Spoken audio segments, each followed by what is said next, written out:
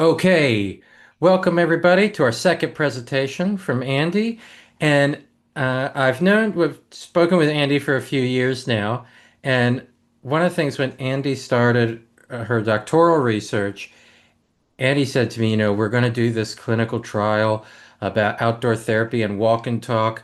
And it's kind of intimidating. There's all these other researchers out there. And I said to Andy, if you get this done, you're immediately the top researcher in our field. So clinical trials are notoriously hard, they're challenging, and so it's also a really cool opportunity to talk about what we know about outdoor therapy research and the chasing at the tail of randomized clinical trials. So, Andy, I'm eager to hear your presentation.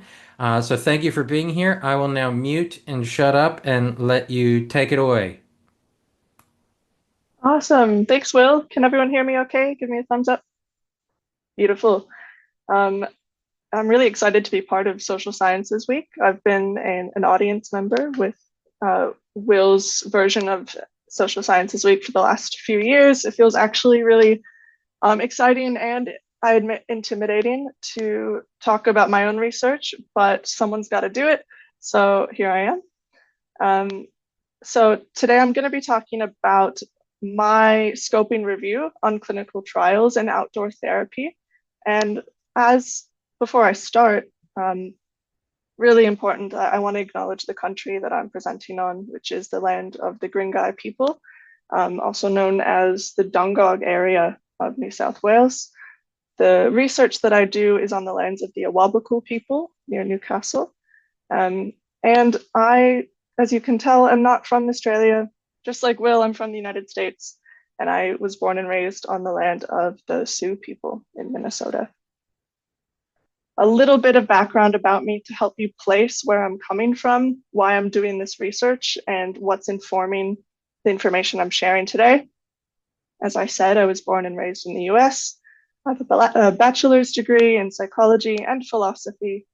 I was lucky enough to be given a ridiculous opportunity to travel around the world and study nature-based therapies with no academic output required of me whatsoever. What that meant is that I got to truly just experience how different countries, different practitioners, different cultures connect with nature and mental health practices and what that looked like. And that was the year that I met Will, actually, in Queensland at the Outdoor Health Australia Forum. After that year, I went to work at Confluence Behavioral Health, which is a adult hybrid residential wilderness therapy program in the US in Vermont. I was a field guide there, living and working alongside participants 8 days on, 6 days off, a very typical kind of schedule for field guides out in the US.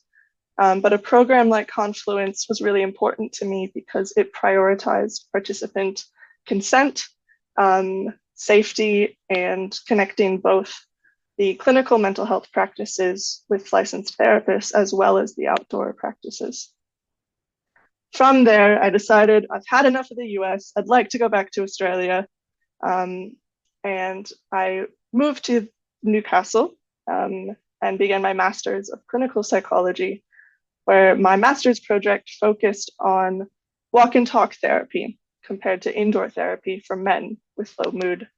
I was interested in having had lived experience as a field guide, as a client of therapy, as a person that loves being in nature and hiking and camping and doing all of the amazing group-based and challenging programs that come with that. I wanted to combine my understanding of what therapy could be with the promise of the outdoor therapy work.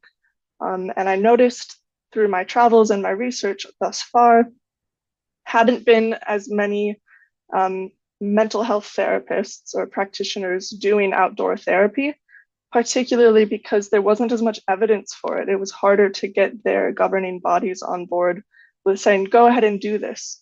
I think still the case is, even today, conventional therapists feel like they're stepping out of line when they do outdoor therapy. So that's taken me to my current PhD project, which is outdoor therapy interventions for men specifically.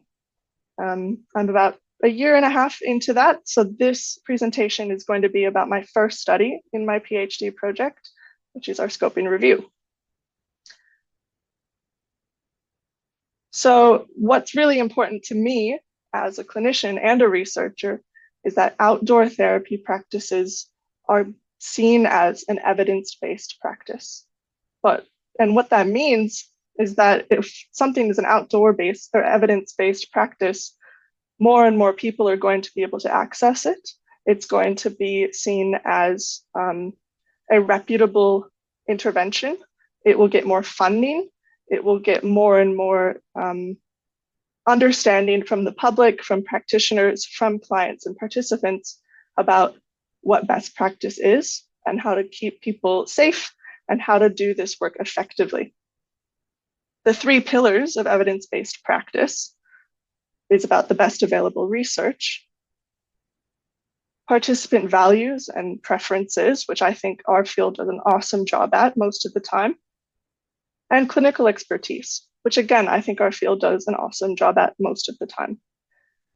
However, I think that we have some more work to do when it comes to the best available research, because this field has been emerging, that because it's not already mainstream practice to engage in outdoor therapies, it's pretty clear that we need more rigorous research in order to get that 3rd pillar up and going.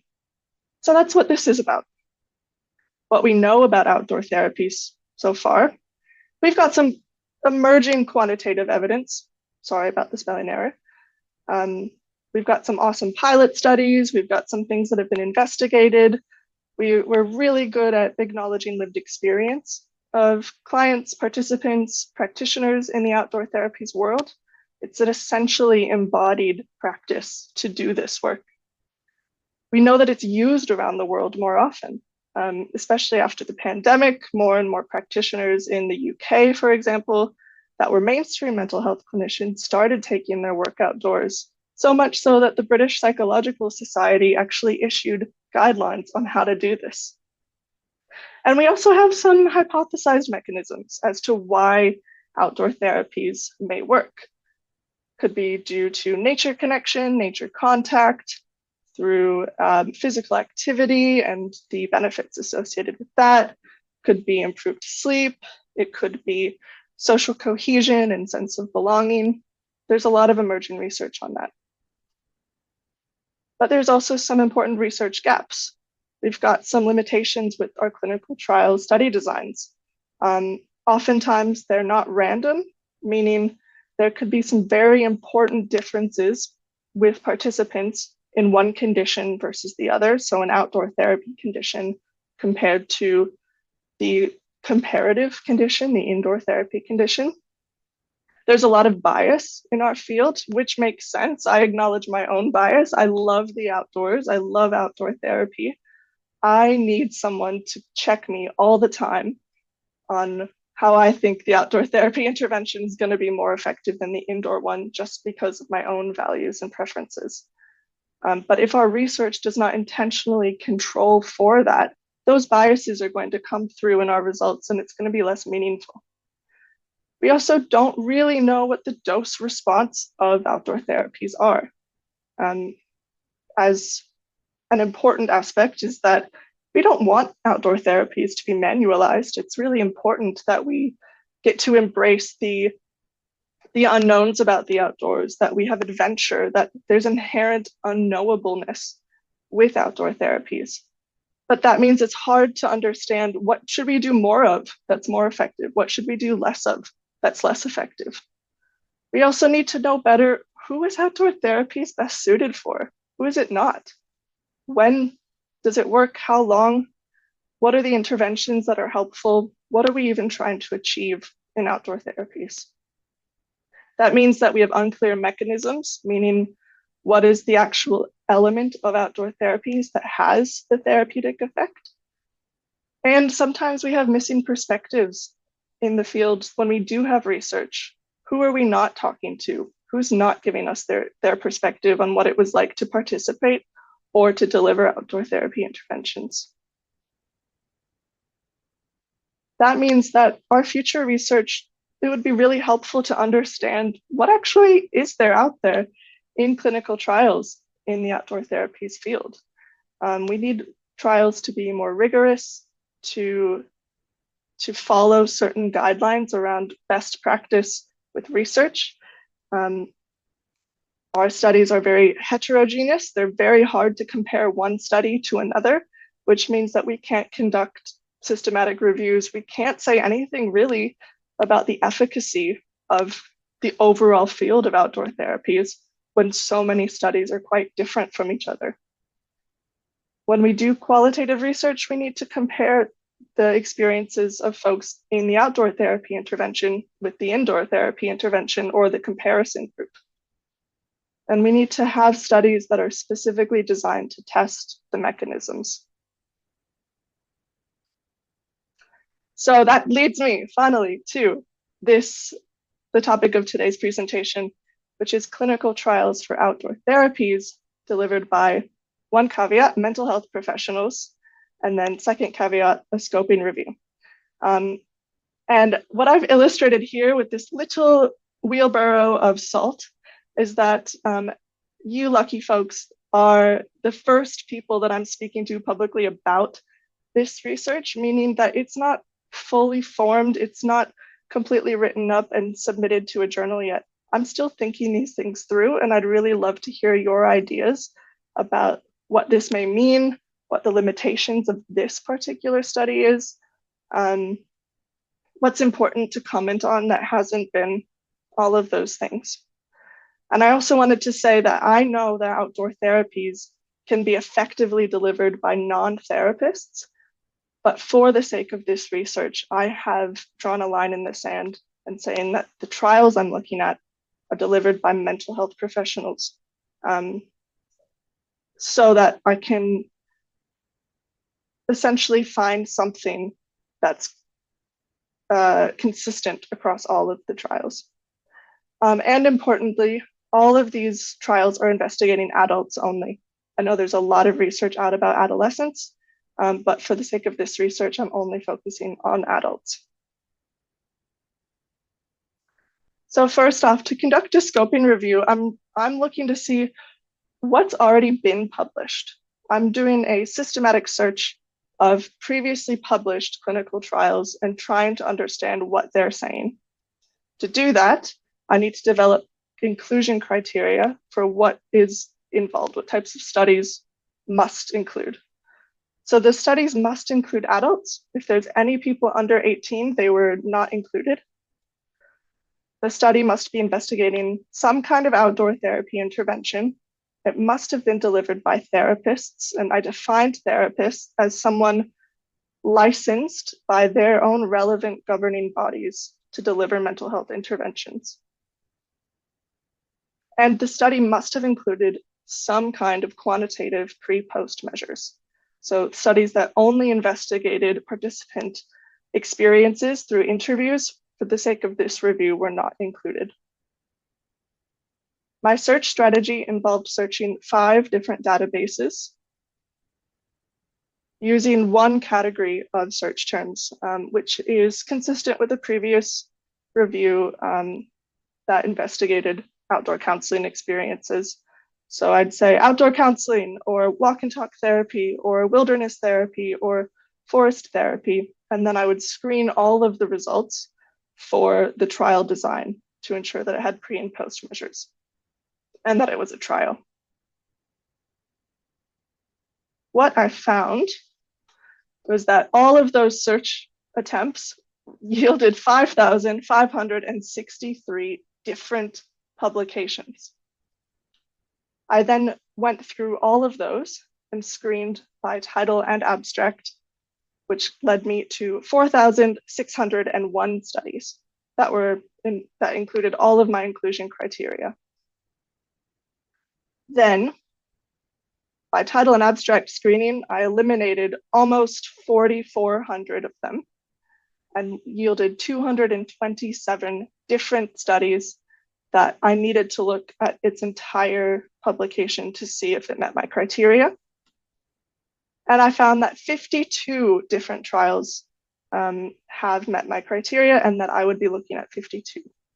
I think when I first submitted this to Will, there were 58. And since then, I've eliminated 6 of them because I was wonky on the defining features. So now we have 52. Once I got all of those trials to look at, I was interested in understanding the study design, the assessment time points. At what point in time did they measure participants' mental health? Did they do that for 3 months? Did they do it for 6 months? Did they have any follow-up? I wanted to understand who the population was of the participants in this study. Type of outdoor therapy. So I actually categorized the types of outdoor therapies according to Nevin and Will's paper that sorted different types of outdoor therapy interventions into categories. Caveat on this one, I did decide to exclude studies that investigated animal-assisted therapy. And the reason for that is that there was discrepancy related to whether they were indoor or outdoor. And for this review, I said only outdoor counts. And then some of them focused more on the nature-based therapy and had some animals, and some of them were all about the animal-assisted therapy. And it was a bit tricky to parse out the hypothesized mechanisms. So for the sake of clarity, I put a blanket rule on at that study that said no animal-assisted therapies would be included in this review. I also wanted to investigate the intervention intensity using Sam Cooley's guidance around passive to moderate to high intensity nature connection, or the relatedness of nature in their interventions. And I wanted to know, who are the facilitators of these studies? Who are the people that are conducting the outdoor therapy interventions, and what are their qualifications? What would be helpful to know about them as they conducted the trial? And then finally, because our field is an emerging field and it's not yet considered evidence-based practice based on those 3 pillars, I thought it was important to assess the methodological rigor of the studies. I've used the Joanna Briggs Institute checklist for randomized controlled trials and quasi-experimental trials in order to assess when a clinical trial has been conducted, we would expect that it meets these criteria. And that's how we would know that the evidence that is being given to us is more reputable. What I've found, and remember these are preliminary, but so far I found that of the 52 studies, 23, almost half, have been published in the last 5 years. So when we've been saying there's not a lot of clinical trials, well, more and more are being done every single year. And actually, I first conducted this search 1 year ago, meaning I've probably missed more studies that have been published since then. Of all of the trials, 20% were randomized controlled trials. That's 10 different studies that were RCTs.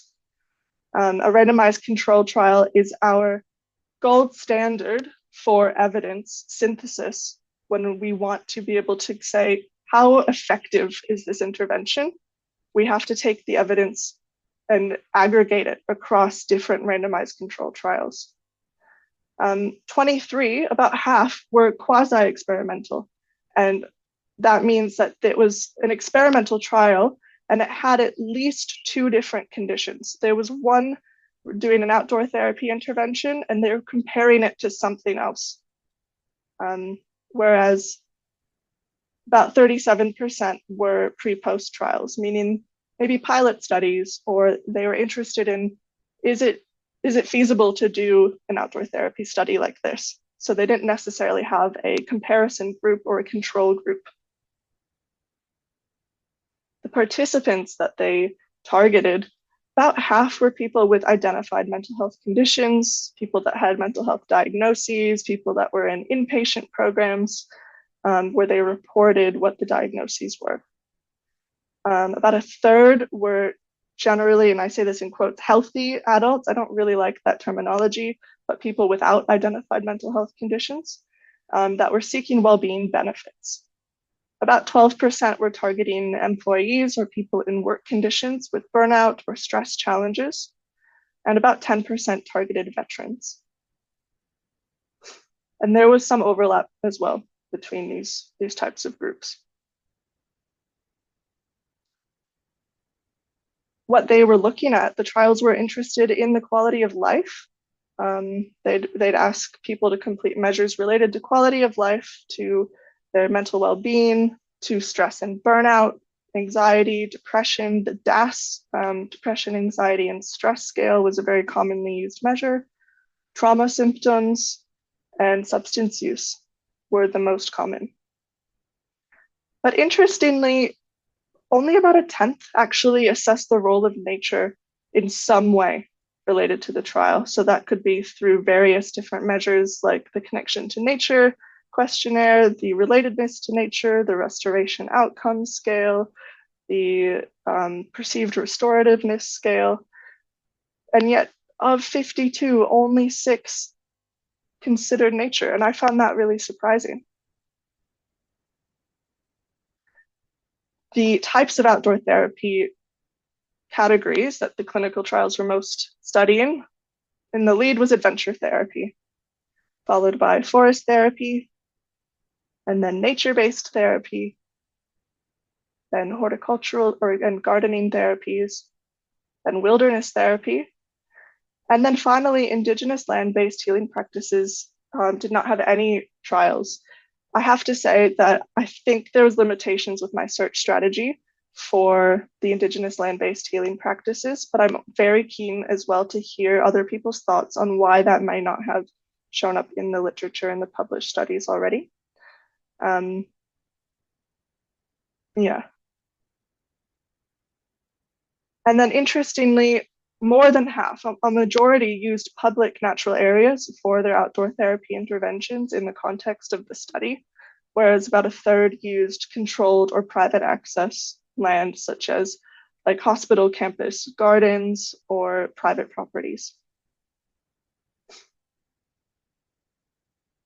The facilitator backgrounds, more than half and about half were facilitated by therapists only.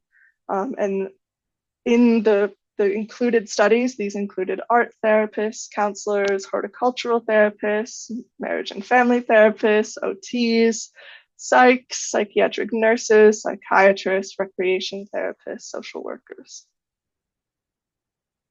And then almost half was co-facilitated by a therapist plus a skilled other role. That included nature and forest therapy guides, grad students, wilderness therapy field guides or mentors, surf or sailing instructors, botanic garden staff, and gardeners, and trained volunteers.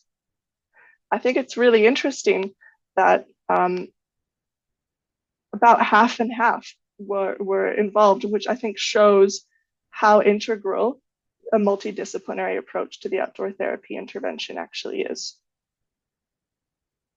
And then in terms of the methodological rigor, how well these studies were conducted to reduce the risk of bias in the results so that what we're learning we can consider as applicable to the wider field. Again, using the Joanna Briggs Institute Quality Appraisal Checklist for randomized controlled trials, of which there were 10. Of the 10, 7 used appropriate statistics, meaning that they conducted the right statistical analyses, but also had made sure that their sample size was big enough to actually detect an effect where they thought there may be one. That's called a power analysis. 6 of those 10 studies conducted an intention to treat statistical analysis. What that means is that when people dropped out of the study or the intervention, they still included them in their data. Sometimes the studies that had dropped out would just pretend that participant had never been there in the first place. And that's really problematic for when you're trying to assess if an intervention works and if it makes sense for the wider population. 6 adequately described the dropout differences between groups. So let's say that the outdoor therapy intervention had way more dropout than the indoor some of the studies would show it in their tables, but they wouldn't actually comment on whether there were any similarities between participants that dropped out, or if they had adjusted their statistics in order to see if there was something about the intervention, the people delivering it, or like similar traits between the dropout participants. Only half reported the internal reliability of the measures they used in their current sample. For example, you've got a group of participants in a study that have been given the depression, anxiety, and stress score.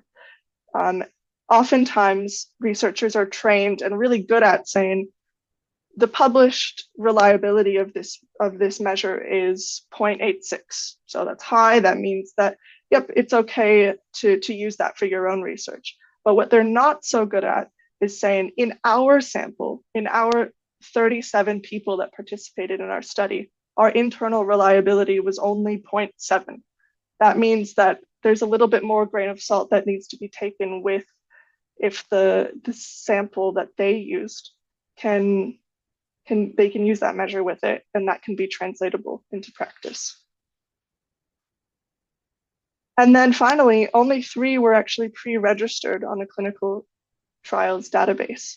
This is a really important point that I'd love for our field to continue doing, is to register our trials. When we want to conduct an outdoor therapy trial, put it on the Open Science Foundation website, put it on a clinical trials database, because that ensures transparency in what we're doing.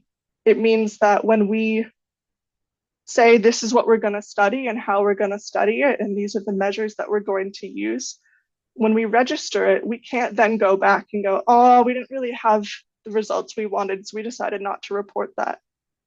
That doesn't bode well for our reputation as a field and for our rigor as a field. So we need to say what we're going to do and then do it. And the clinical trials database is what helps us do.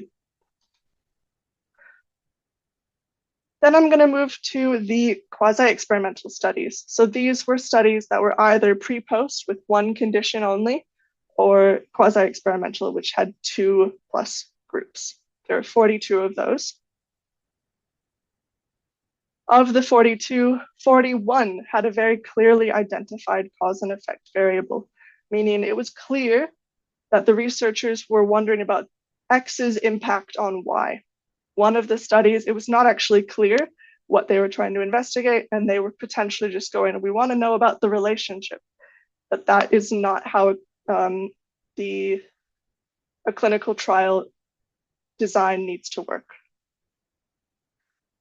10 studies of the quasi-experimental with 2+ groups had similar participants at baseline. And we know that because they reported it.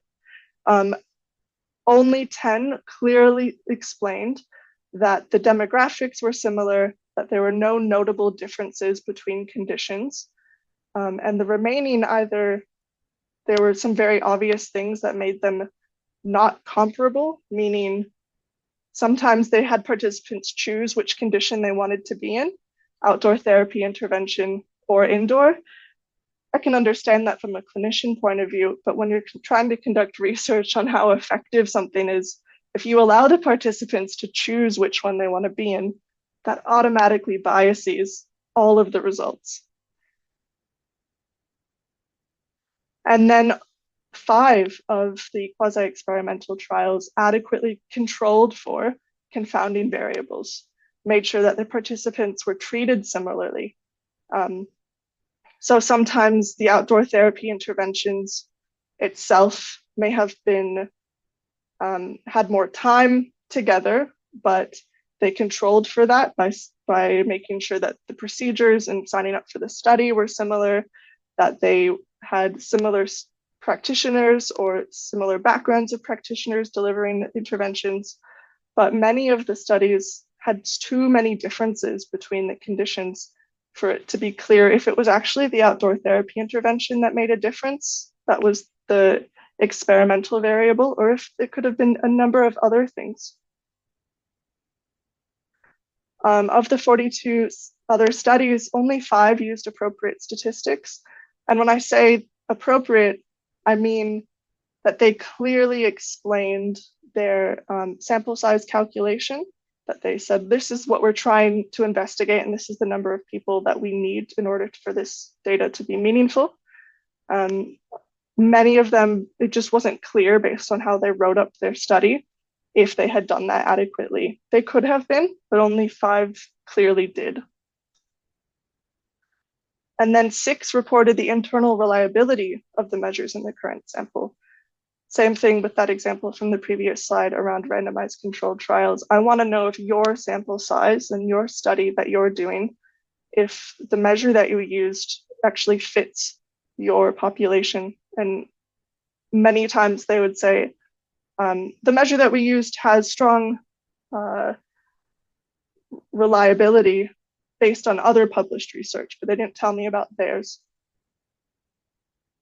And then only 3 studies pre-registered it on a clinical trials database. And that makes sense. I wouldn't expect as many of the quasi-experimental or pre-post to do that. But given that this is an emerging field, again, reiterating how important it is for any time we do a study that involves participants in a clinical trial that we're registering it. It doesn't have to be a randomized controlled trial for it to be registered. So these are the highlights of my results. There's still more to comment on. But from here, I think it's important that we continue building on our lived experience of participants, of practitioners, of the field's qualitative research that's really strong already.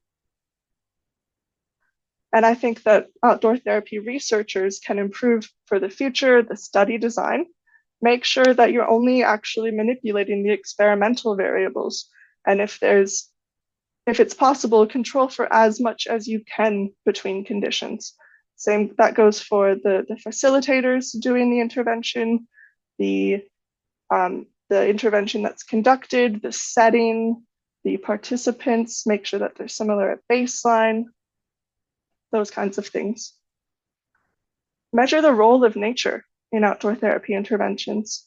There's more and more measures that are available.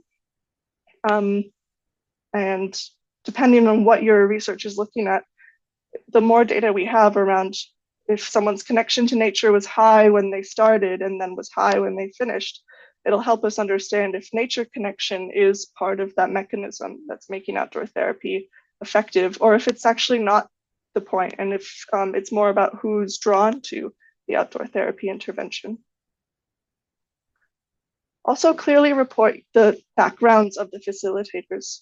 There were a few studies that I had to email the academics, the people that published it, and say, you said a mental health person, but what does this mean? And what are the backgrounds? What's the title of the people that did this? And so the more that we can be transparent in our trials, the more effective it's going to be to synthesize across trials who's delivering these interventions and who it's being effective for, and potentially contribute to understanding training requirements and say, like, it would be great to have the Australian Psychological Society develop best practice guidelines for their facilitators or their psychologists if they know that a lot of psychologists are the one delivering outdoor therapy interventions, or a lot of social workers, that kind of thing. Also, measure and report the participant characteristics at baseline, the demographics, and understanding education levels, socioeconomic status, Indigenous identity. Some of our trials did that, but many of them didn't do that. And then report the internal reliability of the current sample in your measures when you publish them. That's for the other researchers here, Cronbach's alpha is a really good example of that. Can do sample size calculations for statistical power before you start recruiting. So that's going, all right, based on statistics, we need a sample size of 65 in order to determine the differences between the conditions in a meaningful way. And if you don't get 65, that's important information, but at least we know that you needed to get 65. And finally, pre-register the trials on a clinical trials database. It's really easy to do. It's just about entering it in a website, and then it's there and it's time-stamped. And you can edit it if you decide to make changes to your methods. That's totally cool. But then you get to say, look, if you're curious about, did we do what we said we were going to do, you can check this website here. All right, that takes me to the end of me talking at you. And now I'm really, really keen to hear everyone's thoughts, to engage with this in a critical way. Let's have some discourse. Thank you. Thanks, Andy. That was awesome. I think everyone would probably be more comfortable having a discussion if we stop recording, yeah? Yeah, that sounds Okay, okay. great. Thanks so much.